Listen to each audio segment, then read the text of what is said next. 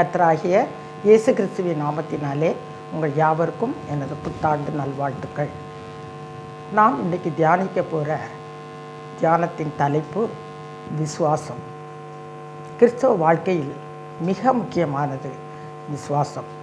விசுவாசம் இல்லாமல் தேவனுக்கு பிரியமாக இருப்பது கூடாத காரியம் என்று நாம் வேதத்தில் வாசிக்கிறோம். விசுவாசம் என்றால் என்ன?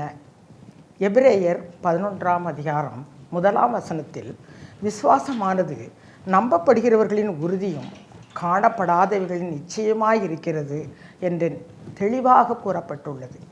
காணாததை நம்புவது விசுவாசம். இயேசுவானவர் உயிர்த்தெழுந்த பின்பு தன்னுடைய சீஷர்களுக்கு காட்சியளித்தார். அப்பொழுது தோமாவுக்கு காட்சியளிக்கும்போது தோமா, நான் ஆண்டவரை கண்டாலொழிய நான் நம்ப மாட்டேன் என்று சொன்னான். அதனால் அவர் தோமாவுக்கு தரிசனமானார். உடனே அவன் என்ன சொன்னான்? நீ என்னை அவன் ஆண்டவரே தேவனேன்னு அப்பந்தான் அவன் விசுவாசிக்கிறான். அப்பொழுது ஆண்டவர் சொன்னார், நீ என்னை கண்டதினால் விசுவாசித்தாய், காணாதிருந்து விசுவாசிக்கிறவர்கள் பாக்கியவான்கள் என்றார். ஆண்டவர் இந்த விசுவாசம் என்பதை மிக முக்கியமான காரியமாக கருதுகிறார். விசுவாசம் என்பது நம்முடைய கிறிஸ்தவ வாழ்க்கையில், நம்முடைய ஆவிக்குரிய வாழ்க்கைக்கு மிகவும் தேவையான ஒன்றாகும்.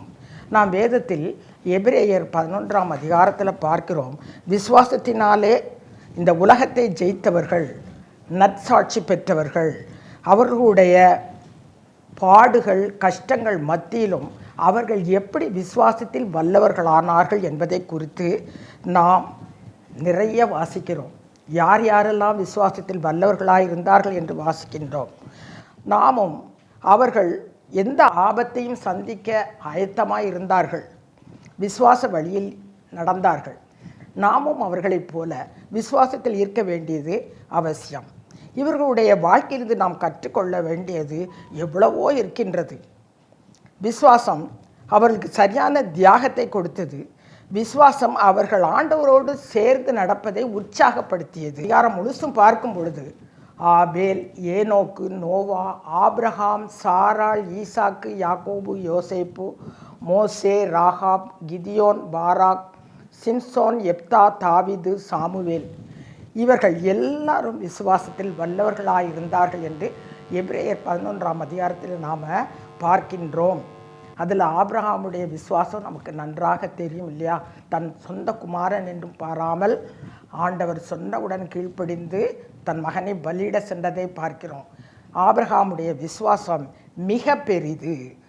அதனால் ஆண்டவர் அவன் விசுவாசத்தில் வல்லவனானான்னு நம்ம பார்க்குறோம். நாமும் இன்னும் நிறைய காரியங்களில் நம்ம பார்க்குறோம். இந்த விசுவாசம் ஆண்டவர் 2 காரியத்தை குறித்து ஆச்சரியப்படுகிறார். ஒரு விசுவாசத்தை குறித்து ஆச்சரியப்பட்டார், இன்னொரு அவிசுவாசத்தை குறித்து ஆச்சரியப்பட்டார். இந்த உலகத்தில் வாழ்ந்த காலத்தில் எத்தனையோ வியாதியஸ்தர்களை குணமாக்கினார், எத்தனையோ வியாதிகளை குணமாக்கினார். ஆண்டவர் அவர்களை உன் விசுவாசம் பெரிதுன்னு சொன்னார், பயப்படாதே விசுவாசம் உள்ளவனா இருன்னு சொன்னார், உன் விசுவாசம் உன்னை ரட்சித்ததுன்னு சொன்னார். அந்த ஆண்டவர் அவர் சுகமாக்கும் பொழுது அவர்கள் அந்த நோயாளியும் விசுவாசிக்கும் பொழுது நிச்சயமாக அவர்கள் சுகம் பெறுகிறார்கள் என்பதை நாம் பார்க்கிறோம். ஆண்டவர் ஒரு விசுவாசத்தை குறித்து ஆச்சரியப்பட்டார். எந்த விசுவாசத்தை குறித்து ஆச்சரியப்பட்டார்னு நம்ம பார்க்கும் பொழுது, புதிய ஏற்பாட்டில் 2 சம்பவம். 100க்கு அதிபதி ஒருவன் அவரிடத்தில் திமிர்வாதமாய் கிடந்த தன்னுடைய வேலைக்காரரை குணமாக்கும்படி வேண்டினான். ஆண்டவர் அது ஆச்சரியப்பட வைத்தது. ஏனென்றால் இயேசுவானர் தான் நேரில் குணமாக்குவதாக கூறினார். ஆனால் அவன், நீர் என் வீட்டுக்குள் பிரவேசிக்க நான் பாத்திரம் அல்ல, ஒரு வார்த்தை மட்டும் சொல்லும், அப்பொழுது என் வேலைக்காரன் சொத்தமாவான் என்றான். நான் அதிகாரத்தில் கீழ்ப்படிந்தவனாயிருந்தும் எனக்கு கீழ்ப்பட்டிருக்கிற சேவகரும் உண்டு. நான் ஒருவனை வா என்றால் வருகிறான், மற்றொருவனை போவென்றால் போகிறான், என் வேலைக்காரனை இதை செய்யென்றால் செய்கிறான் என்றான். இதை கேட்டு ஆச்சரியப்பட்டு தனக்கு பின் செல்கிறவர்களை நோக்கி, இஸ்ரவேலருக்குள்ளும் இப்படிப்பட்ட விசுவாசத்தை நான் காணவில்லை என்று மெய்யாகவே உங்களுக்கு சொல்லுகிறேன் என்று மத்தேயு 8ஆம் அதிகாரம் 5லிருந்து 10 வசனங்களில் நாம் காண்கிறோம். ஏனென்றால் அவன் புறஜாதியானாக இருந்தது மட்டுமல்ல, இயேசு கிறிஸ்துவை பற்றிய அதிகம் அறியாதவனாயிருந்தும் அவருடைய வார்த்தையின் வல்லமையை அவன் விசுவாசித்ததை கண்டு அவர் ஆச்சரியப்பட்டார் என்று லூக்கா 6:6 நாம் வாசிக்கிறோம். அடுத்ததாக ஒரு அவிசுவாசத்தை குறித்து ஆண்டவர் ஆச்சரியப்பட்டார். இயேசு தாம் வளர்ந்த ஊருக்கு வந்தார். அங்கு ஜெப ஆலயங்களில் உபதேசித்தார். இதை கேட்டு அவ்வூரார் இவனுக்கு எப்படிப்பட்ட ஞானம் இவ்வாறு வந்தது என்று ஆச்சரியப்பட்டார்கள். மேலும் அவரை குறித்து இடறல் அடைந்தார்கள் என்று பார்க்கிறோம். இதனால் இவர் அந்த இடத்தில் சில நோயாளிகளை மட்டும் சொஸ்தமாக்கினார். அவருடைய அவிசுவாசத்தை குறித்து அவர் ஆச்சரியப்பட்டார்னு சொல்லி மாற்கு 6:1-6 வாசிக்கிறோம். ஒன்று எதிர்பாராத விசுவாசம், இன்னொன்று எதிர்பாராத அவிசுவாசம். இவர்களை கண்டு ஆச்சரியப்பட்டார் என்று பார்க்கிறோம். நாமும் இயேசு கிறிஸ்துவை ஆச்சரியப்பட வைக்க வேண்டுமானால் அவர் மீது விசுவாசம் வைக்க வேண்டும். நம்முடைய கவலைகள், நம்முடைய பயங்கள் எல்லாவற்றையும் நாம் என்ன செய்ய வேண்டும்? மேற்கொள்ள வேண்டும் என்றால் நம்முடைய விசுவாசத்தை நாம் பலப்படுத்தி கொள்ள வேண்டும். இது நம்மால் முடியாது, ஆண்டவருடைய உதவியோடு தான் செய்ய முடியும். என் அவிசுவாசம் நீங்கும்படி உதவி செய்யும் என்று நாம் ஆண்டவரிடம் ஒவ்வொரு நாளும் கேட்க வேண்டும். இந்த விசுவாசத்தை நாம் வளர வேண்டும் என்றால் நாம் சில காரியங்கள் செய்ய வேண்டியது இருக்கின்றது. ஒரு 5 காரியங்களை குறித்து நாம் பார்க்க போகிறோம். நாம் விசுவாசத்தில் வளர வேண்டும் என்றால் போதனைகளை கேட்க வேண்டும். ஏனென்றால் ரோமர் 10:17 விசுவாசம் கேள்வியினால் வரும், கேள்வி தேவனுடைய வசனத்தினால் வரும் என்று பார்க்கிறோம். வேத வசனத்தை கேட்கிற யாவரும் விசுவாசிகள் என்று நாம் சொல்ல முடியாது. ஆனால் ஏதாவது ஒரு காரியம் அவர் உள்ளத்தை தொட்டு அவர்களை விசுவாசத்திற்குள்ளாக்கும். இதனால் தான் பவுல் கிறிஸ்தவ வாழ்க்கையில் விசுவாசம் வளர வேண்டும் என்றால் ஆண்டவரின் வசனத்தை கேட்க வேண்டும். விசுவாசம் கேள்வியினால் வரும், கேட்பதினால் வருகின்றது தான் விசுவாசம். அப்போ நாம் பல போதனைகளை கேட்க வேண்டும் என்றால் ஆலயங்களுக்கு செல்ல வேண்டும். நிறைய பேருடைய போதனைகளை நாம் கேட்க வேண்டும். இந்த போதனை நம்முடைய விசுவாச வாழ்க்கையை விருத்தி அடைய செய்யும். நாம் போதனையை கேட்கவில்லை என்றால் நாம் முக்கியமான வாய்ப்பை இழந்தவர்களாவோம். மற்றவர்களின் மூலமாக நாம் வேதத்தை குறித்து கேட்கும் பொழுது ஆண்டவர் நம்மை மிகவும் தேவையான வழியில் நம்மை நடத்துவார். நாமே வேதத்தை வாசிக்க வேண்டும், தியானிக்க வேண்டும், ஜெபிக்க வேண்டும். ஆனாலும் நம் வாழ்க்கையில் வேதத்தை ஆழமாக வாசிக்கும் பொழுது இந்த விதமான போதனைகளின் மூலமாக நம்முடைய விசுவாசம் விருத்தியாகும். D.L. மூடி என்ற ஒரு பிரசங்கியார் கூறுகின்றார், விசுவாசம் ஒரு நாள் மின்னலைப் போல வரும் என்று நினைத்திருந்தேன், ஆனால் வரவில்லை. ஒரு நாள் நான் ரோமர் 10:17 வாசித்த பின்புதான், இந்த போதனையை குறித்து கேள்விப்பட்ட பின்புதான் என்னுடைய விசுவாசம் வளர ஆரம்பித்தது என்று அந்த மிகப்பெரிய பிரசங்கியார் கூறுவதை நமக்கு காண்கிறோம். வேதத்தை வாசிக்க வேண்டும், அதே நேரம் போதனைகளை கேட்க வேண்டும். அப்பொழுதுதான் நம்முடைய விசுவாசம் வளரும், நம்முடைய விசுவாசம் பலப்படும். நாம் எந்த வழியில் செல்ல வேண்டும் என்பதை ஆண்டவர் நமக்கு காண்பிப்பார். உதாரணமாக அமெரிக்க தேசத்தில் நிக்கி க்ரூஸ் என்று ஒருவன் இருந்தான். அவன் மிகவும் கொடூரனாக வாழ்ந்து வந்தான். அவனுடைய பெற்றோர் அவன் மீது கோபமாக இருந்தார்கள். அவன் பாவமான வழிகளில் சென்று கொண்டிருந்தான். அதனால் அவனை அவனுடைய சகோதரனோட நியூயார்க் பட்டணத்துக்கு அனுப்பி வைத்தார்கள். அப்பொழுது அவன் அந்த சகோதரன் வீட்டிற்கு போகாமல் அங்கிருந்து தப்பி ஓடி வந்து தன் தெருவில் வசிக்க ஆரம்பித்தான். புரூக்ளின் என்ற இடத்தில் ஒரு பயங்கரவாத கூட்ட தலைவனாக அவன் இருந்து செயல்பட ஆரம்பித்தான். அது மட்டுமல்ல, குடி போதைக்கு அடிமையானான், நிறைய பேரை கொலை செய்தான். அது மட்டுமல்ல, தன் கூட்டத்தில் உள்ள ஒருவனையும் அடித்து கொண்டு விட்டான். இவனை பல தடவை சிறைச்சாலையில் அடைத்தார்கள். ஆனாலும் இவன் திருந்தவே இல்லை. இவனை எலக்ட்ரிக் சேரில் உட்கார வைத்து கொண்டு நரகத்திற்கு அனுப்பிவிடுங்கள் என்று மனநோய் மருத்துவர்கள் கூற ஆரம்பித்தனர். அவ்வளவு கொடியவனாக மாறினான். கொலை செய்வதற்கும் அஞ்சாமல் வாழ்ந்து கொண்டிருந்தான். தெரு பிரசங்கியாராக பணியாற்றிய டேவிட் வில்கர்சன் என்பவர் ஆண்டவரை பற்றி தெரு தெருவாக பிரசங்கித்து கொண்டிருந்தார். அப்பொழுது ஒரு நாள் இந்த கூட்டத்தை கண்டாலே எல்லாரும் பயந்து ஓடுவார்கள். ஆனால் இவர் மட்டும் தைரியமாக இவன் முன்னால் நின்று பிரசங்கம் பண்ண ஆரம்பித்தார். அப்பொழுது அவன் சொன்னான், நான் உன்னை கொன்று விடுவேன், இந்த இடத்தை விட்டு போய்விடு என்று சொன்னான். அப்பொழுது அந்த டேவிட் அவனை பார்த்து, நீ என்னை 1000 துண்டுகளாக வெட்டி போட்டாலும் ஒவ்வொரு துண்டும் உன்னை இன்னும் நேசிக்கும் அப்படின்னு சொன்னார். அந்த பதில் அவன் மூளையில் வேலை செய்ய ஆரம்பித்தது. அவன் ஒரு நாள் என்ன செய்தான், டேவிட் தெருவில் பிரசங்கம் செய்து கொண்டிருக்கும்போது அந்த இடத்திற்கு தனது கூட்டத்தோடு சென்றான். அப்பொழுது அவர் இயேசு கிறிஸ்துவின் பாடு மரணத்தை குறித்து பிரசங்கித்து கொண்டிருந்தார். இந்த பிரசங்கம் அவன் உள்ளத்தை தொட்டது. நான் வேதனையில் மூழ்கினேன், என் கண்களிலிருந்து கண்ணீர் வந்தது, நான் போராடினேன், கடைசியில் நான் என்னை ஆண்டவருக்கு ஒப்பு கொடுத்தேன் என்று கூறினான். இவனோடு அவனுடைய கூட்டத்தில் உள்ள சிலரும் ரட்சிக்கப்பட்டார்கள். இவன் அந்த கூட்டத்தை விட்டு விலகினான். நேராக போலீஸ் ஸ்டேஷன் சென்று தன்னுடைய கொடிய ஆயுதங்களை எல்லாம் கொண்டு ஒப்படைத்தான். அங்கு உள்ளவர்களே ஆச்சரியப்பட்டார்கள் அவனுடைய மனமாற்றத்தை கண்டு. நிக்கி அந்த கூட்டத்தை விட்டு வந்து பைபிள் காலேஜில் சேர்ந்தான், திருமணம் செய்தான், நியூயார்க்கு சென்று தன்னை போல சோர்வடைந்த இளைஞர்கள் மத்தியில் ஊழியம் செய்ய ஆரம்பித்தான். நிறைய பேரை ஆண்டவரிடம் கொண்டு வந்தான். தன்னுடைய அந்த பயங்கரமான கூட்டத்தினரில் கூட சிலரை மாற்றினான். நிக்கி க்ரூஸ் மினிஸ்ட்ரிஸ் என்ற பெயரில் ஊழியம் செய்ய ஆரம்பித்தான். அந்த இரவு அவன் டேவிடின் மெசேஜை கேட்காவிட்டால் இந்த மனமாற்றம் அவனுக்கு என்ன செய்திருக்காது, வந்திருக்காது. அவனுக்கு சுவிசேஷம் பிரசங்கிக்கப்படாவிட்டால் இன்று ஆயிரக்கணக்கான மக்களை அவன் இயேசுவிடம் கொண்டு வந்திருக்க முடியாது. அதனால் நாம் போதனைகளை கேட்கும் பொழுது நிறைய பேர் மனமாறுதல் அடைகிறதை பார்க்கிறோம். நாம் நிறையா செய்திகள் கேள்விப்படுகிறோம், வாசிக்கிறோம், நேராகவே நம்ம பார்க்கிறோம். நிறைய பேர் சாட்சிகள் சொல்கிறத கேட்குறோம். அதனால் அந்த போதனை நமக்கு போதனை கேட்பது என்பது மிகவும் அவசியம் என்பது இதிலிருந்து தெரிகிறது. இரண்டாவதாக, நம்முடைய பிரச்சனைகளின் மூலமாகவும் நாம் ஆண்டவரை விசுவாசிக்க முடியும். எப்படி? பிரச்சனை இல்லாத மனிதர்களே கிடையாது. ஆண்டவர் சொல்லியிருக்கிறார், உலகத்திலே உபத்திரம் உண்டு, நான் உலகத்தை ஜெயித்தேன்னு சொல்லியிருக்கிறார்.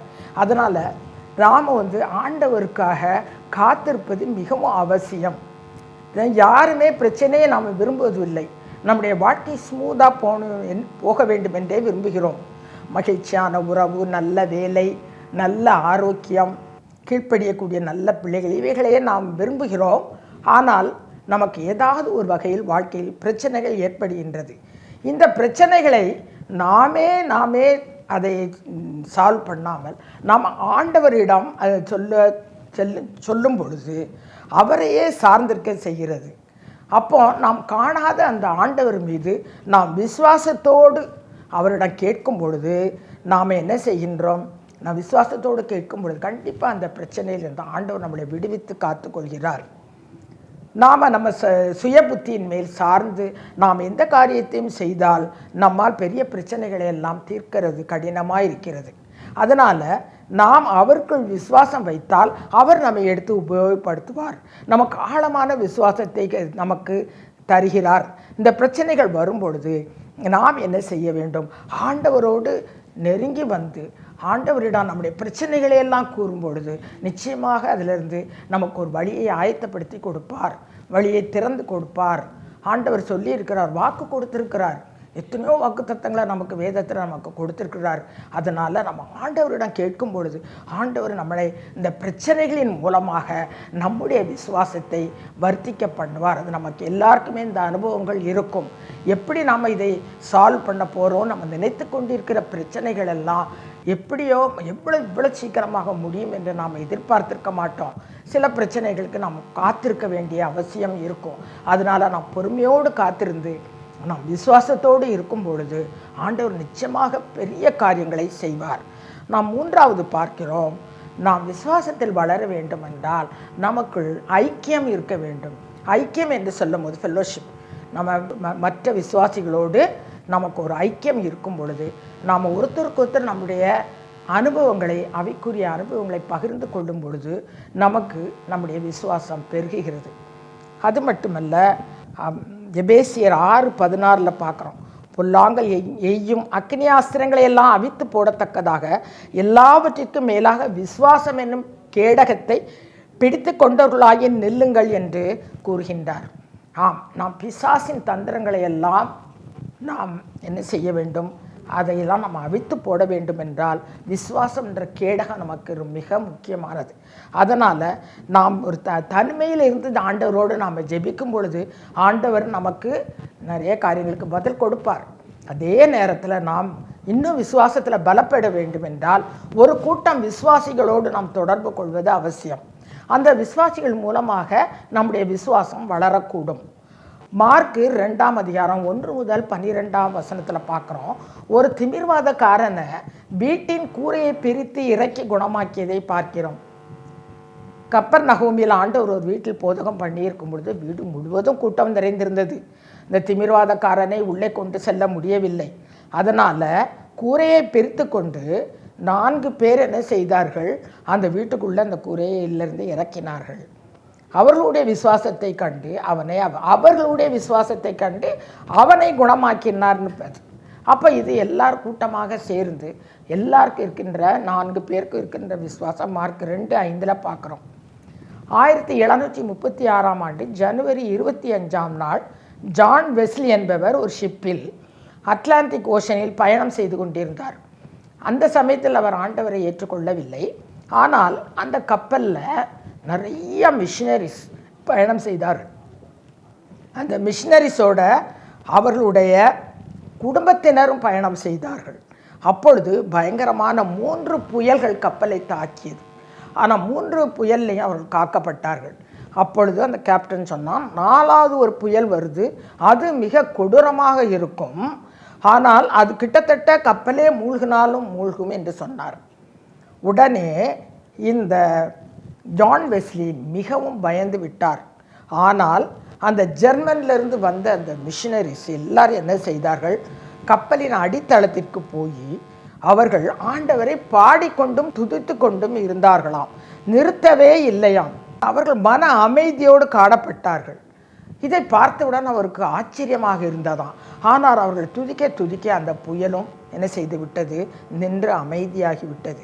உடனே அவர்களை பார்த்து கேட்டான், நீங்கள் பயப்படவே இல்லையா? இல்லை.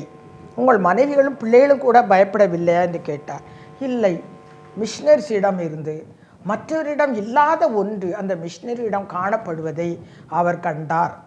உடனே அவர்களுடைய விசுவாசம் என்ன செய்ய ஆரம்பித்தது, வளர ஆரம்பித்தது. இப்படிப்பட்ட துன்பத்திலும் அவர்கள் விசுவாசமாக இருந்தார்கள். பவுலும் சீலாவும் நம்ம பார்க்குறோம், உடம்பில் அடிபட்டு அவர் 2 பேரும் காலை தொழுவத்தில் மாட்டி இருக்கும் பொழுது இரவில் தேவனை துதித்து பாடிக்கொண்டிருந்தார்கள். அப்படி துன்பமான நேரத்தில் நாம் ஆண்டவரை துதிப்பது ஒரு கடினமான காரியம்தான். ஆனால் அப்படி நம்ம ஆண்டவரை துதிக்கும்போது அங்கே ஒரு பெரிய அற்புதம் நடந்ததை நம்ம பார்க்குறோம். ஆனால் ஆண்டவர் சொல்லியிருக்கிறார், எல்லாற்றிலேயும் சோஸ்திரம் சொல்லுங்கள், எக்காலத்திலும் அவரை சோத்தரியுங்கள்னு தான் சொல்லியிருக்கு. அதனால் நம்ம இன்ப நேரத்திலோ துன்ப நேரத்திலோ நாம் ஆண்டவரை சோத்தரிக்கும் பொழுது நிச்சயமாக நாம் என்ன செய்ய முடியும், விசுவாசத்தில் வளர முடியும். அந்த மிஷினரிஸ் எல்லாரும் ஒரு இடத்துல கூட்டம் நடத்துகிறாங்க. அந்த கூட்டத்துக்கு தான் ஜான் வெஸ்லி போனார். அவர் போய் அந்த கூட்டத்தில் தன்னை ஆண்டவருக்கு முழுவதுமாக என்ன செய்தார், ஒப்பு கொடுத்தார். இன்னும் இந்த ஐக்கியத்தின் மூலமாக நமக்கு என்ன கிடைக்கின்றதுன்னு, எப்படி விசுவாசத்தில் வளர முடியும்னா, விசுவாச குறைவுள்ளவர்களுக்கு நாம் ஆலோசனை சொல்லலாம், அல்லது நமக்கு விசுவாச குறைவு இருந்தால் அவர்களுடைய ஆலோசனையை நாம் கேட்டு ஊக்கமடையலாம். அதனால் இன்னும் அவர்களுடைய சாட்சிகள் அவருடைய வாழ்க்கையில் நடந்த பிரச்சனைகளில் ஆண்டவர் அவங்களை எப்படி காத்து கொண்டார், இதையெல்லாம் நம்ம கேட்கும் பொழுது நம்முடைய விசுவாசம் வளருவதற்கு உபயோகப்படுகின்றது. அடுத்ததாக பார்க்கிறோம், ஆண்டவர் ஒரு நோக்கம், இந்த உலகத்தில் நம்மளை ஒரு நோக்கத்தோடு படைத்திருக்கின்றார் என்ன வேண்டும் என்று நாம் பார்க்கிறோம். மக்கள் தனிமையில் வாடுகின்றார்கள். தனிமையில் நாம் ஏன் இருக்கின்றோம், நாம் இதற்காக இந்த உலகில் வாழ்கின்றோம் என்று நினைத்து கொண்டிருக்கிற மக்கள் இருக்கின்றார்கள். ஆனால் இந்த விசுவாசத்தை நம்ம வளர வேண்டும் என்றால் நாம் ஆண்டவருடைய நோக்கத்தை புரிந்து கொள்ளணும். ஆண்டவர் என்ன நோக்கத்துக்காக நம்ம இந்த உலகத்தில் வைத்திருக்கிறார், நம்ம என்ன நோக்கத்தோடு இப்படிப்பட்ட ஒரு நிலைமையில் நாம் இருக்கிறோம் என்பதையெல்லாம் நாம் உணர்வது அவசியம். அதாவது டேனியல் ரிச்சின் 2 கைகளும் இல்லாமல் ஒரு பையன் பிறந்தான். எல்லா காரியங்களையும் அவன் கால்களை வச்சே தான் செய்வான். சாப்பிடுவது, உடை மாற்றுவது, கதவை திறப்பது, கார் ஓட்டுவது, எல்லாத்துக்கும் காலை தான் பயன்படுத்தினான். ஆனால் எல்லாருமே அவனை ஒரு மாதிரி பார்ப்பாங்க. அவனை கடுமையாக நடந்து கொண்டார்கள். அவனுடைய குடும்பத்தினர் கூட அவனை மதிக்கவில்லை. அவனை ஹோட்டலுக்கு சாப்பிடுவதற்கோ எதுக்கும் கூப்பிட்டு அழைத்து செல்வதில்லை. அதைவிட கொடுமை என்னன்னா அவனிடம் நீ ஒன்றுக்கும் தகுதி இல்லாதவன் என்று அவனை கூற ஆரம்பித்தனர். இதனால் அவன் தன்னையே வெறுக்க தொடங்கினான். அவன் ஒரு கிறிஸ்தவனும் கிடையாது, அவனுக்கு ரொம்ப நண்பர்களும் கிடையாது. ஆனால் அவன் படித்து கொண்டிருக்கின்றான். அப்போ அவனுடைய நண்பன் ஒருவன் அவனை ஒரு கூட்டத்திற்கு அழைத்து செல்கின்றான். ஒரு ஆலயத்திற்கு அழைத்து சென்று அங்குள்ள மெசேஜை கேட்க வைத்தான். அப்பொழுது அங்குள்ள போதகர் சங்கீதம் 139:14 வைத்து பிரசங்கம் செய்தார். நான் பிரமிக்கத்தக்க அதிசயமாக உண்டாக்கப்படியால் உம்மை துதிப்பேன். உமது கிரியைகள் அதிசயமானவைகள், அது என் ஆத்துமாவுக்கு நன்றாய் தெரியும் என்று பிரசங்கம் செய்தார். பிரமிக்கத்தக்க அதிசயமாய் உண்டாக்கப்படியால்ன்றதை வைத்து அவர் பிரசங்கம் பண்ணியவுடன் அவன் அது உள்ளத்தை ஊடுருவி சென்றது. அப்போ நம்மை ஒரு நோக்கத்தோடு ஆண்டவர் தன்னை படைத்துள்ளார் என்பதை அவன் உணர்ந்தான். உடனே என்ன செய்தான்? அவன் உணர ஆரம்பித்தான். அந்த இரவே தன்னுடைய வாழ்க்கையை ஆண்டவரிடம் அர்ப்பணித்தான். அவன் ஊழியம் செய்ய ஆரம்பித்தான். அவன் இப்பொழுது ஆலயங்களில் பிரசங்கித்து கொண்டிருக்கின்றான். வாலிபர் கூட்டம், கான்ஃபரன்ஸஸ், யுஎஸ்ல நடக்கிற எல்லா இடங்களிலும் சென்று பிரசங்கம் செய்ய ஆரம்பித்து எல்லா மக்களையும் ஆண்டவரிடம் வழிநடத்தி கொண்டே இருக்கிறான். ஆகவே ஆண்டவர் இன்னும் பாருங்கள், இன்னும் ஒரு 2 சம்பவம் பார்க்குறோம். ஜோனி எரிக்சன் என்று ஒரு வாலிப பெண், நன்றாக நீச்சல் அடிப்பாள், அப்புறம் குதிரையில் நன்றாக குதிரை ஓட்டுவாள். வாலிப வயதில் மிக மகிழ்ச்சியாக அவள் வாழ்ந்து வந்தாள். ஆனால் ஆலயத்திற்கு ஒழுங்காக செல்கின்ற ஒரு மகள். அவள் ஒரு நாள் நீச்சல் குளத்தில் குளித்து கொண்டிருக்கும் பொழுது, நீச்சல் அடித்து கொண்டிருக்கும் பொழுது அவளுடைய தலை செவரில் போய் இடித்ததில்லை, பயங்கரமாக இடித்ததில்லை. அவளுடைய கழுத்துக்கு கீழே உள்ள எல்லாமே செயலற்று போய்விட்டது. அவளை கொண்டு ஹாஸ்பிட்டலில் சேர்த்தாங்க. அவள் ஹாஸ்பிட்டலில் எத்தனையோ நாள் சிகிச்சை பெற்றாள். கையெல்லாம் ஒன்றும் செய்ய முடியாது, கால்களும் விளங்காமல் போய்விட்டது. மிக வேதனையோடு சிகிச்சை பெற்று வீட்டுக்கு வந்தாள். அவள் யாருடைய உதவி இல்லாமல் அவளால் ஒன்றுமே செய்ய முடியாத நிலைமையில் மிகவும் சோர்வடைந்து காணப்பட்டாள். அவளுக்கு அவளுடைய ஃப்ரெண்ட்ஸு, அங்கே சபையில் உள்ளவங்க எல்லோரும் எவ்வளவோ அவள்கிட்ட பேசினாங்க. அவள் பேச பேச அவள் தன்னுடைய முயற்சினால் சில காரியங்களை செய்ய ஆரம்பித்தாள். வாயில் பென்சிலை வச்சுக்கிட்டே படம் வரைய ஆரம்பித்தாள். அப்படியே படம் வரைந்து மிக அழகாக வரைய ஆரம்பித்து விட்டாள். கீழே பிரைஸ் தி லார்ட் அப்படின்னு போட ஆரம்பித்தாள். அதுக்கப்புறம் அவளுடைய டிராயிங்ஸ் எல்லாத்தையும் ஒரு இடத்துல வச்சு நிறைய விலைக்கு அதெல்லாம் விற்பனை செய்யப்பட்டது. அதுக்கப்புறம் அவளுக்கு வாழ்க்கையில் ஒரு பிடிப்பு வந்தது. அவள் ஆண்டவரை ஏற்றுக்கொண்டாள். அவளை ஏற்றுக்கொண்டு அவருக்கு ஊழியம் செய்ய ஆரம்பித்தாள். டிவியிலெல்லாம் பேச ஆரம்பித்தாள். அதுக்கப்புறம் அவள் வீல் சேர், யாருக்கெல்லாம் தன்னை போல வீல் சேர் தேவைப்படுமோ அத்தனை பேருக்கும் அவள் வீல் சேர் வழங்கி இன்னும் அந்த ஊழியங்களை அவள் செய்து கொண்டே இருக்கின்றாள்.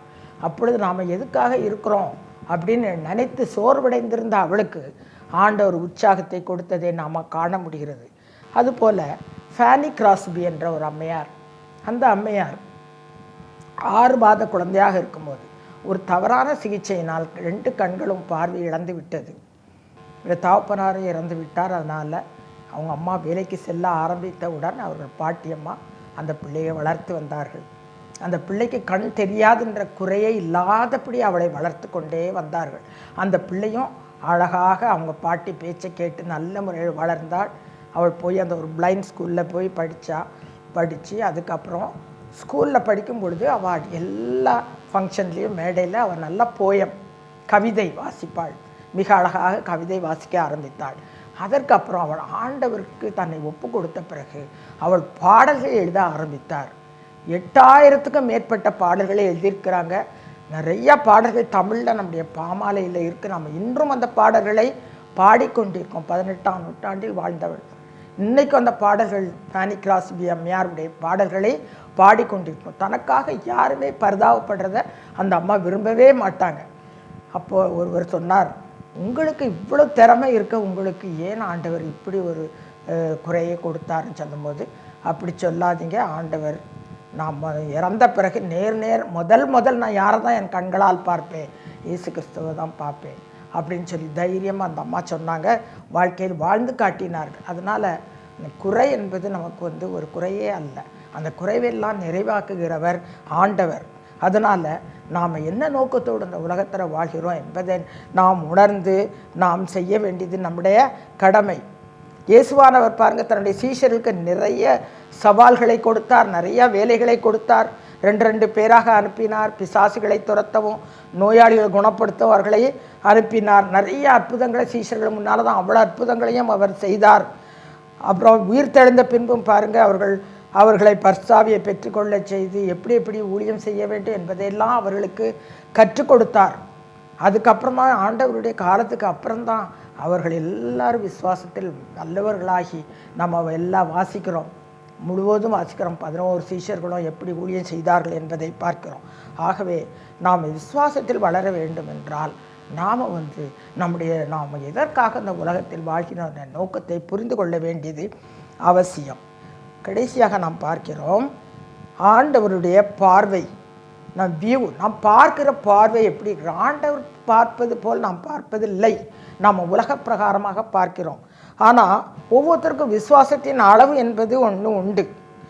அதனால தான் ஆண்டவர் சீஷர்களை பார்த்து சொன்னார், விசுவாசத்தை சீஷர்கள் கேட்ட ஆண்டவர்கிட்ட, எங்கள் விசுவாசத்தை எங்களுடைய வர்த்திக்க பண்ண வேண்டும் என்று சொன்னார்கள். அப்பொழுது அவர் சொன்னார், கடுகளவு விசுவாசம் உங்களுக்கு உண்டாயிருந்தால் நீங்கள் இந்த காட்டுத்தீ மரத்தை நோக்கி நீ வேரோடு பிடுங்குண்டு கடலிலே நடப்படுவாயாக என்று சொன்னால் அது உங்களுக்கு கீழ்ப்படியும் சொல்கிறார். அப்போ நம் விசுவாசத்தின் அளவு இல்லை, ஆண்டவருடைய அளவு தான் அது. ஆண்டவர் சரியான நேரத்தில் நம்ம ஆண்டவருடைய அந்த பார்வை, என்ன பார்வையில் ஆண்டவர் பார்க்கிறாரோ அந்த பார்வையில் நம்ம பார்க்கும் பொழுது நம்முடைய விசுவாசம் வளர முடியும். ஏன்னா விசுவாசம் 12:1 எபிரேயர் 12:1 விசுவாசத்தை துவக்குகிறோம் முடிக்கிறோமா இருக்கிற இயேசு கிறிஸ்துன்னு சொல்லப்பட்டிருக்கிறது. அப்போ நம்முடைய விசுவாசம் பெருக வேண்டும் என்றால் நாம் அவரை மட்டும் பார்க்க முடியும். அவருடைய உதவியினால தான் நம்முடைய விசுவாசம் வளர முடியும். அதனால்தான் நாம் விசுவாசம் என் கேடகத்தை பிடித்து கொள்ள வேண்டும். ஏன்னா சாத்தானால் நமக்கு பல சோதனைகள் வரலாம். ஆனாலும் நம்ம அந்த கேடகத்தை பிடித்து கொண்டு அந்த விசுவாசத்தை நாம் கனப்படுத்தும் போது, நம்ம அவரையே நம்பி இருக்கும் பொழுது நிச்சயமாக எந்த பிரச்சனைகளிலும் ஆண்டவர் நமக்கு அந்த விசுவாசத்தை கொடுத்து நம்மளை பலப்படுத்துவார். நாம் நினைக்கலாம் நமக்கு விசுவாசம் குறைவு என்று நினைக்கலாம். நாம் தொடர்ந்து விசுவாசத்தோடு ஜெபித்து கொண்டே இருந்தால் நம்முடைய விசுவாசம் வளரும். நாம் பயமில்லாமல் வாழ்வோம். தேவனை நம்பி இருக்கிறேன், நான் பயப்படேன் என்று தைரியமாக நாம் சொல்லலாம்.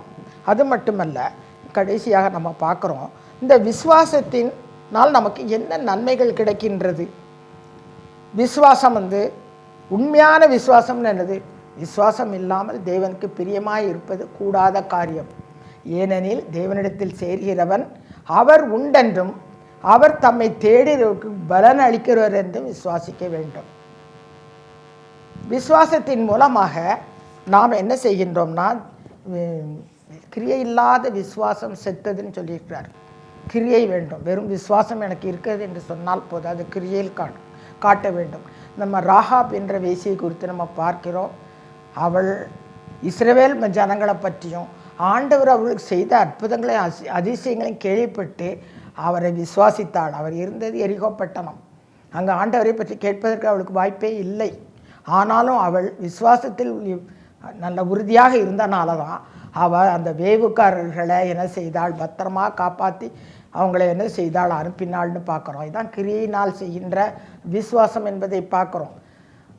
அதனால் இந்த விசுவாசத்தின் மூலமாக நமக்கு என்னெல்லாம் கிடைக்குதுன்னா, விசுவாசத்தின் மூலமாக சமாதானம் கிடைக்கிறது நமக்கு. ரோமர் 5:1 நமக்கு அவிசுவாசம் இருந்தால் தான் படபடப்பு, ஆத்திரம், பயம், கவலை எல்லாமே வரும். ஆனால் ரோமர் 5:1 பார்க்குறோம், விசுவாசத்தினாலே நீதிமான்களாக்கப்பட்டிருக்கிறபடியால் நம்முடைய கர்த்தராகிய இயேசு கிறிஸ்து மூலமாய் தேவனிடத்தில் சமாதானம் பெற்றிருக்கிறோம். 2வது, விசுவாசம் நம்மை ரட்சிக்கிறது. தேவன் தம்முடைய ஒரே பேரான குமாரனை விசுவாசிக்கிறான் எவனோ அவன் கெட்டு போகாமல் நித்திய ஜீவனை அடையும்படி இவ்வளவாய் உலகத்தில் தந்தன். ரோமர் 10:17 பார்க்குறோம், விசுவாசத்தின் ஆரம்பம். அப்போதே நான் சொன்னது போல் விசுவாசம் கேள்வினால் வரும், கேள்வி தேவ வசனத்தினால் வரும், தேவனுடைய வசனத்தினால் வரும். அப்படி தேவனுடைய வசனங்களை நாம் தினமும் அதிகமாக நம்ம நேரம் செலவழித்து நாம் வாசிக்க கடமைப்பட்டவர்கள். அப்புறம் சொல்லியிருக்கிறாரு, விசுவாசத்தோடைய கூடிய ஜெபத்துக்கு நமக்கு நிச்சயமாக பதில் கிடைக்கின்றது. நீங்கள் ஜெபம் பண்ணும்போது எவைகளை கேட்டுக்கொள்வீர்களோ அவைகளை பெற்றுக்கொள்வோம் என்று விசுவாசியுங்கள், அப்பொழுது அவைகள் உங்களுக்கு உண்டாகும் என்று சொல்லுகிறேன் என்று ஆண்டவர் சொல்லியிருக்கிறார். அடுத்தது பார்க்குறோம், விசுவாசத்தினால் நமக்கு வல்லமை கிடைக்கிறது. இயேசு சொன்னார்ல, கடுகளவு விசுவாசம் இருந்தால் போதும், நீங்கள் இந்த மலையை பார்த்து விடம் விட்டு அப்புறம் போ என்று சொல்ல அது அப்புறம் போம். உங்களால் கூடாத காரியம் ஒன்றும் இராது என்று மெய்யாகவே உங்களுக்கு சொல்லுகிறேன் என்று மத்தேயு 17:20 சொல்கின்றார். அடுத்தது விசுவாசத்தின் செய்கை. விசுவாசம் அவனுடைய கிரியைகளோடு முயற்சி செய்து கிரியைகளினாலே விசுவாசம் பூரணப்படுகின்றது. நம்முடைய விசுவாசமானது பூரணப்படுகின்றது. விசுவாசத்தின் மூச்சு என்னது? அப்படியே ஆவி இல்லாத சரீரம் செத்ததாக இருக்கிறது போல கிரியைகள் இல்லாத விசுவாசமும் செத்ததாக இருக்கிறதுன்னு சொல்கிறார். இது யாக்கோபு 2:26. விசுவாசத்தின் மூலமாக பரீட்சை, விசுவாச பரீட்சை 1 பேதுரு 1:7. அழிந்து போகிற பொன் அக்கினியினாலே சோதிக்கப்படும், அதை பார்க்கிலும் விலையேற பெற்றதாக இருக்கிற உங்கள் விசுவாசம் சோதிக்கப்பட்டு இயேசு கிறிஸ்து வரும்போது உங்களுக்கு புகழ்ச்சியும் கனமும் மகிமையும் காணப்படும். அதனால் நாம் இந்த விசுவாசம் 2வது நமக்கு அடுத்தது என்ன காட்டுகின்றதுனா, விசுவாசம் நமக்கு பொறுமையை உண்டாக்குகின்றது. யாக்கோபு 1:3 உங்கள் விசுவாசத்தின் பரீட்சையானது பொறுமையை உண்டாக்கும் என்று அறிந்து அதை மிகுந்த சந்தோஷமாக எண்ணுங்கள். விசுவாசத்தின் மூலமாக நம்ம தேவனுடைய புத்திரராக இருக்கிறோம். நீங்கள் எல்லாரும் கிறிஸ்து இயேசுவை பற்றும் விசுவாசத்தினாலே தேவனுடைய புத்திரராக இருக்கிறீர்கள் என்று கலாத்தியர் 3:26 வாசிக்கின்றோம். அடுத்தது காணக்கூடாததான் விசுவாசம். தோமாவை பார்த்து சொன்னார், நீ என்னை கண்டதினால் விசுவாசித்தாய், ஆனால் காணாதிருந்து விசுவாசிக்கிறவர்கள் பாக்கியவான்கள் என்கின்றார். விசுவாசத்தினால் என்ன கிடைக்கின்றது நம்ம பார்த்தோம். எபிரேயர் 11 விசுவாசத்தினால் அவர்கள் ராஜ்யங்களை ஜெயித்தார்கள், நீதியை நடப்பித்தார்கள், வாக்குத்தத்தங்களை பெற்றார்கள், சிங்கங்களின் வாய்களை அடைத்தார்கள்னு பார்க்குறோம். அதனால் நாம் கடைசியாக நம்ம 1 கொரிந்தியர் 16:13 வாசிக்கிறோம், விழித்திருங்கள், விசுவாசத்தில் நிலைத்திருங்கள், புருஷராயிருங்கள், திடன் கொள்ளுங்கள். இன்னும் விசுவாசத்தை குறித்து நமக்கு ஆண்டவர் நிறைய வசனங்களை கொடுத்துருக்கான். விசுவாசிக்கிறவன் பதறான், ஏசாயா 28:16, ரோமர் 10:11 அவரை விசுவாசிக்கிறவன் எவனோ அவன் வெட்கப்படுவதில்லை. யாக்கோபு 2:20 கிரியை இல்லாத விசுவாசம் செத்தது. அப்பொழுது கிரியையோடு கூடிய விசுவாசம் தேவை. விசுவாசித்தால் தேவனுடைய மகிமையை காண்பா என்று மார்த்தாளை பார்த்து கூறுகின்றார். விசுவாசிக்கிறவனுக்கு எல்லாம் கூடும். மார்க்கு 9:23 பார்க்குறோம். அதனால் தேவனால் பிறப்பதெல்லாம் உலகத்தை ஜெயிக்கும். நம்முடைய விசுவாசமே உலகத்தை ஜெயிக்கிற ஜெயம். 1 யோவான் 5:4. அதனால் நாம் யாவரும் விசுவாசத்தில் வல்லவர்களாகி ஆண்டவரிடம் நம்ம கேட்கும் பொழுது நம்முடைய விசுவாசம் வர்த்திக்கப்படணும். விசுவாசமான வாழ்க்கையை நாம் இந்த வருஷத்தில் இன்னும் அதிகமாக ஆண்டவரை விசுவாசித்து அநேகருக்கு சாட்சியாக வாழ ஆண்டவர் கிருபை செய்வாராக. ஆமென்.